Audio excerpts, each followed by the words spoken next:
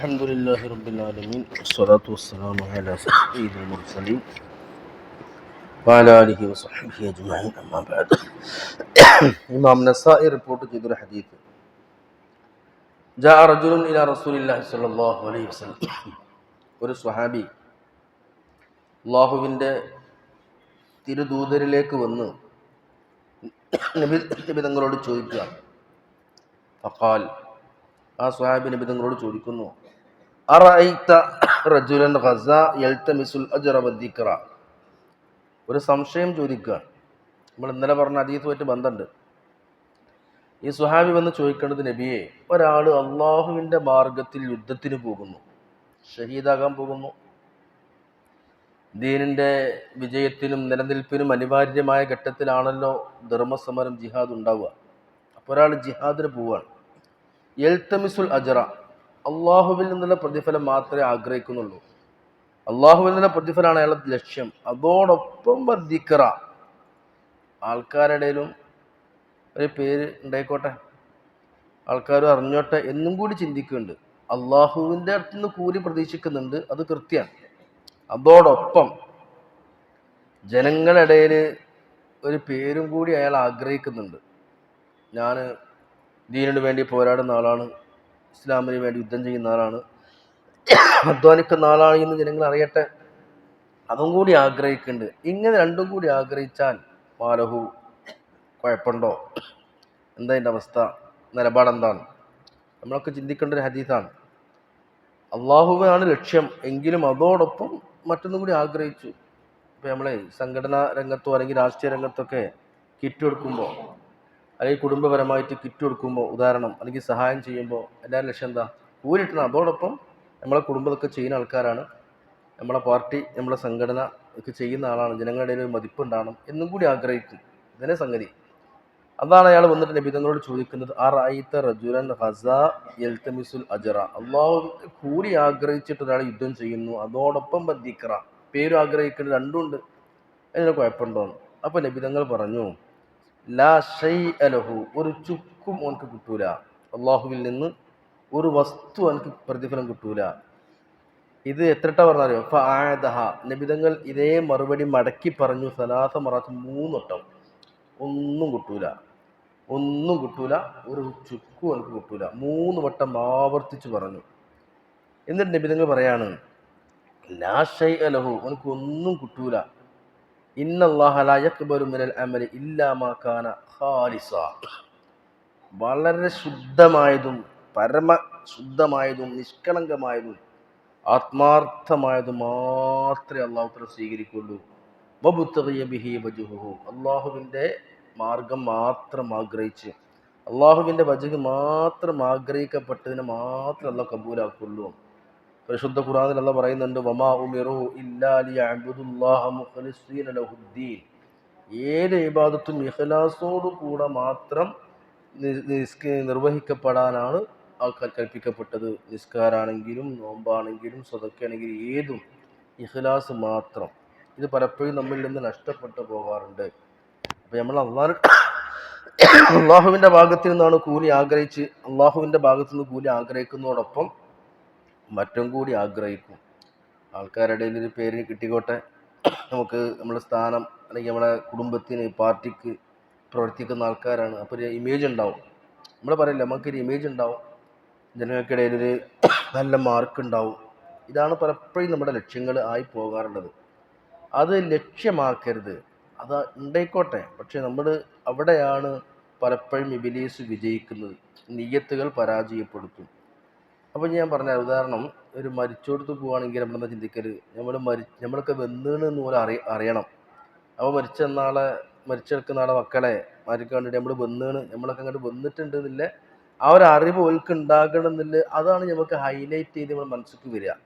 ഏത് സംഗതി മരിച്ചോടത്ത് പോലും കൂടിയിട്ടും അള്ളാഹുവിൻ്റെ ഭാഗത്തിൽ നിന്ന് വലിയ തൃപ്തി കിട്ടും, അത് സുന്നത്താണ്, അതൊക്കെ നമ്മളെ മനസ്സിൽ നിന്നാണ് മായും. പിന്നെ നമ്മൾ ഇതിനൊക്കെ വന്നിട്ടുണ്ട് ഒക്കെ എന്നുള്ളൊരു പരിഗണന കിട്ടുക എന്ന ലക്ഷ്യത്തിലേക്ക് മാറും. കല്യാണത്തിന് പോവുകയാണെങ്കിൽ മറ്റൊക്കെ നമ്മളൊക്കെ വരുന്നുണ്ട്, നിങ്ങൾ സഹകരിക്കുന്നുണ്ട്, നമ്മൾക്ക് ഇതിലുണ്ട് എന്നുള്ള ലക്ഷ്യം, അങ്ങനെ നമ്മളെ കാണണം എന്നുള്ള അവസ്ഥയിലേക്ക് പോവുകയാണ്. ഇത് ആ റിയായിൻ്റെ ലോകത്താണ് ഉള്ളത്.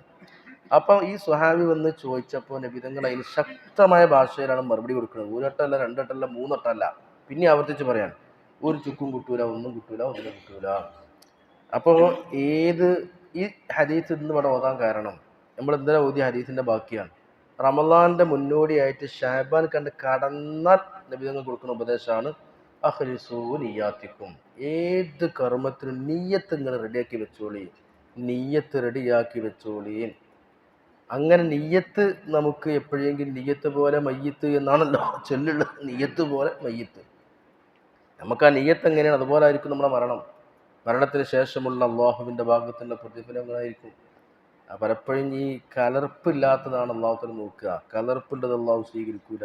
ഇല്ലാ മാ കാന ഖാലിസ, കലർപ്പില്ലാത്തത്, നിഷ്കളങ്കമായത് തീർത്തും അള്ളാഹ് എന്ന വജഹിന് വേണ്ടി മാത്രം. അതുകൊണ്ടാണല്ലോ വലത്തെ കൈ കൊടുത്തത് ഇടത്തെ കൈ അറിയാതെ കൊടുക്കുക എന്ന് പറഞ്ഞ സ്വതക്കക്ക് വലിയ കൂലി. നമ്മൾ കൊടുത്ത നാലാൾ അറിയാന്നുള്ളതാണ് പലപ്പോഴും ലക്ഷ്യം. ഞാൻ അത്ര തന്നു ഇത്ര തന്നു അല്ലേ, അതിനെടുത്ത് പറയും ചെയ്യും, ഞാനാണ് ഓനെ ഉണ്ടാക്കി കൊടുത്തത്, പള്ളിക്കത്ര ഞാനാ കൊടുത്തത്. നമ്മൾ കൊടുത്തത് ഒരാളും അറിയരുത്, അള്ളാഹുവിനെ മാത്രം അറിയാം. അള്ളാഹു പ്രതിഫലം തരട്ടെ എന്ന് ലക്ഷ്യം വെച്ചുകൊണ്ടാകുമ്പോൾ അള്ളാഹു സ്വീകരിക്കും. അപ്പോൾ ഈ ഹദീസ് വലിയ പാടാണ്. നമ്മളെല്ലാ വിഷയവും ഈ കുടുംബത്തിലായിട്ട് നമ്മൾ ഉമ്മാക്ക് മരുന്ന് വാങ്ങി കൊടുത്ത് അത് എല്ലാവരും ഇങ്ങനെ പറഞ്ഞു കൊടുക്കുക. ഉമ്മാക്ക് ഞാൻ കഴിഞ്ഞ ആഴ്ച ആശുപത്രി കൊണ്ട് എനിക്ക് 800 റുപ്യ ചിലവായി, 10000 ചിലവായി, സ്കാനിങ് 4000 ചിലവായി, ഒക്കെ ഞാനാ കൊടുത്ത് പറയല്ലോ എന്നൊരു വർത്തമാനം കൂടിയും പറയും. നമ്മളെ വീക്ക്നെസ്സാണ്, നമ്മൾ പറയും. അല്ലെങ്കിൽ വാപ്പാക്ക് പെട്ടെന്ന് ആശുപത്രി കേസ് വന്നു, വാപ്പാനെ നമ്മൾ കൊണ്ടുപോയി രക്തം ടെസ്റ്റ് ചെയ്തു, മൂത്രം ടെസ്റ്റ് ചെയ്തു, ECG എടുത്തു, ഒക്കെ പാടെ ബില്ല് 3000 4000 ആയി. അപ്പോൾ നമ്മൾ ഈ കുടുംബത്തിൽ ബാക്കിയുള്ള ആൾക്കാരോടൊക്കെ ഞാൻ 4000 റുപ്യ ചിലവാക്കി, കൊടുത്തത് പറയല്ലോ കേട്ടോ എന്നൊക്കെ പറഞ്ഞു നമ്മൾ. അപ്പോൾ എന്താ വെച്ചാൽ നമ്മുടെ ഉള്ളിൽ അറിയാതെ കീരി വരും, ഞാൻ വാപ്പാനെ നോക്കുന്നുണ്ട്, ചിലവഴിക്കുന്നുണ്ട് എന്നുള്ളത് മറ്റുള്ളവർ അറിയട്ടെ. അപ്പോൾ ഇഖ്ലാസ് നഷ്ടപ്പെട്ടു.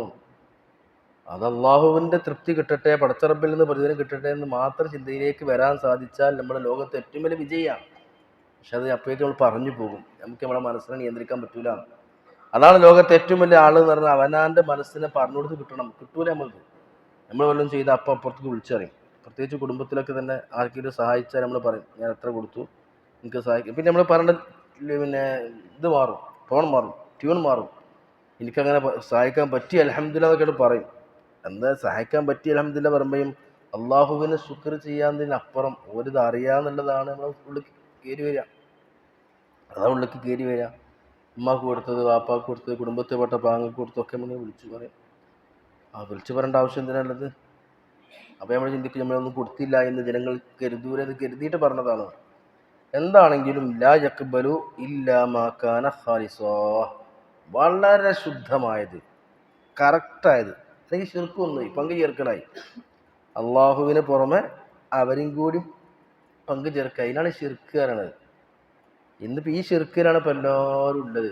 മറ്റേ ശിർക്കൊന്നും ഇപ്പോൾ നമ്മുടെ ഉമ്മത്തിലധികമല്ല. എങ്ങനെ അമ്പലത്തിൽ പോയിട്ട് അല്ലെങ്കിൽ പൂജ, അള്ളാഹു അല്ലാത്തവരെ ആരാധിക്കാന്നില്ല, ഈ ചെറിയ ശിർക്ക്, ഇതിനാണ് ഈ റിയാ എന്ന് പറഞ്ഞ ചെറിയ ശിർക്കിനാണ്.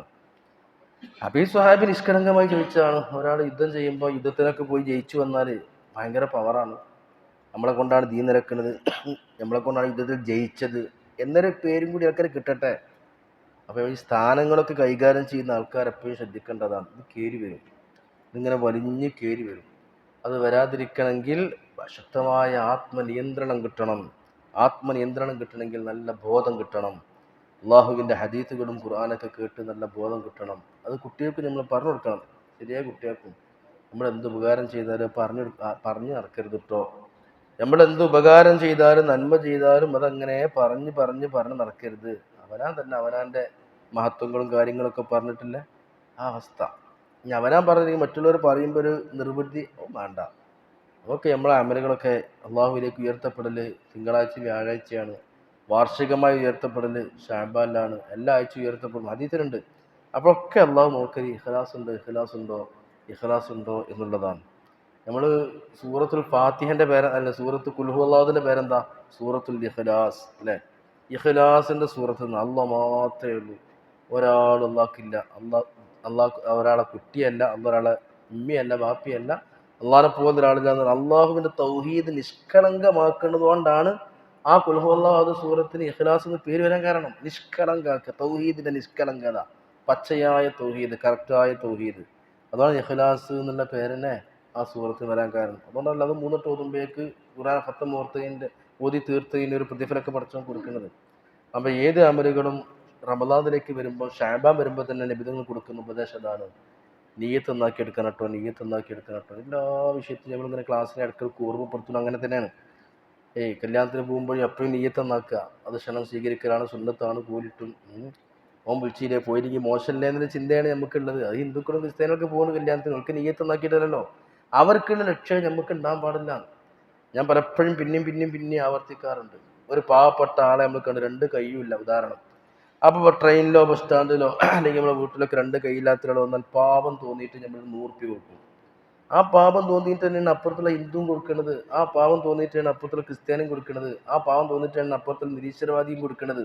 അപ്പോൾ നിരീശ്വരവാദിയും കൊടുത്തത്, ഹിന്ദുവും കൊടുത്തത്, ക്രിസ്ത്യാനിയും കൊടുത്തത് പാപം തോന്നിയിട്ടാണ് 100 രൂപ കൊടുത്തത്. നമ്മൾ മുസ്ലിമായ അഹമ്മദും പോക്കരും അത് ഈ പാവം തോന്നിയിട്ടാണ് കൊടുക്കണേ. പിന്നെന്താ വ്യത്യാസപ്പെടണം. അത് മനുഷ്യ പ്രകൃതിയാണ്, പാവക്ക് തോന്നും. പക്ഷെ അപ്പോഴേക്ക് മനസ്സിക്ക് ടെൻഡൻസി വരണം, അള്ളാഹുവിൻ്റെ പ്രതിഫലം കിട്ടണം, അള്ളാഹുവിൻ്റെ പൊരുത്തം കിട്ടണം, അള്ളാഹ് കൊടുക്കാൻ ഏൽപ്പിച്ചതാണ്. ആ നിലക്ക് മനസ്സിലിങ്ങനെ നീയത്ത് വെക്കാറാണ്. നവൈത്ത് എന്നുള്ളത് വെക്കേണ്ട ആവശ്യമൊന്നുമില്ല. മനസ്സിലാ ഒരു ചിന്ത നമുക്ക് ഉണ്ടായാൽ മതി. അപ്പം നമ്മളത് വലിയ കൂലിട്ടി, അല്ലെങ്കിൽ ബാക്കിയുള്ളവരൊക്കെ ചെയ്യുന്ന മാതിരി തന്നെയാണ്.